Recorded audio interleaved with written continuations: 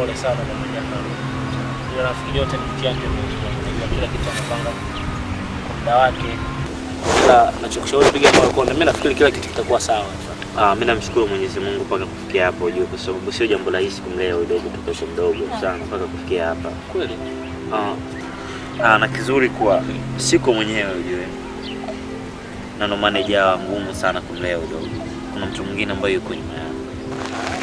Nani? Mamake? Mbona mama yake na wala sio? Mimi sitakujuaga wewe. Nakujuaga sana. Kweli sasa hivi kuna mtu ambaye niko naye.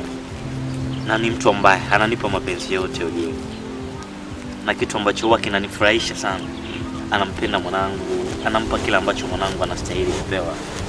Yaani yale mapenzi ambayo alikuwa anatakiwa apate kwa mama yake. Yaani anapewa. Na naweza kusema ni zaidi.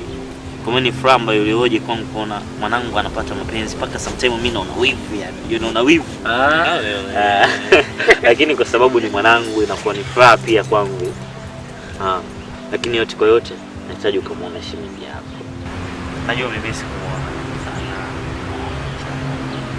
Basi poa, lakini kabla sijakwambia mama yake yuko wapi, naomba ulitambue jina lake kisha nikuambie. Anaitwa Bella. Ndio msikana nini chemela mwanangu.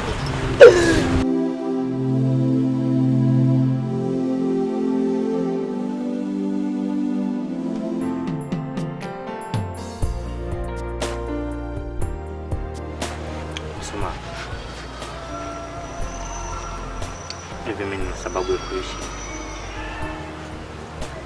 Ninastahili kubaki hapa.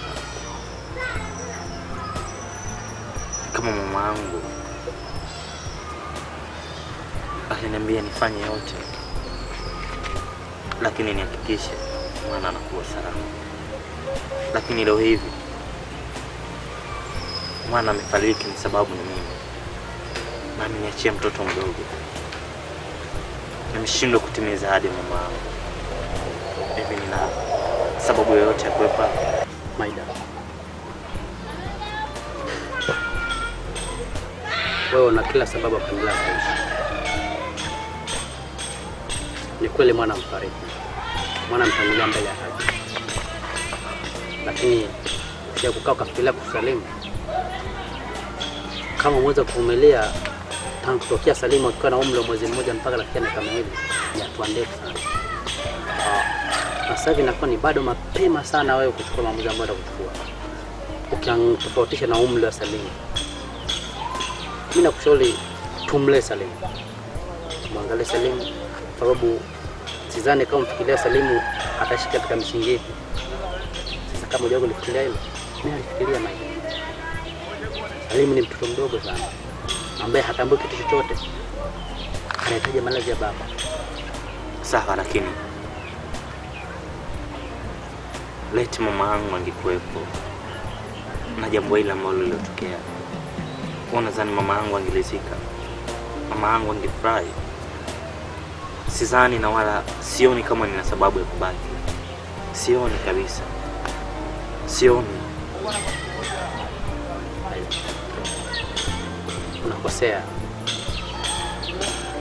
Usije kuongea maneno mengi ukamkosea Mungu. Kuondoka kwa mwana sio sababu ya kutokuendelea kuishi.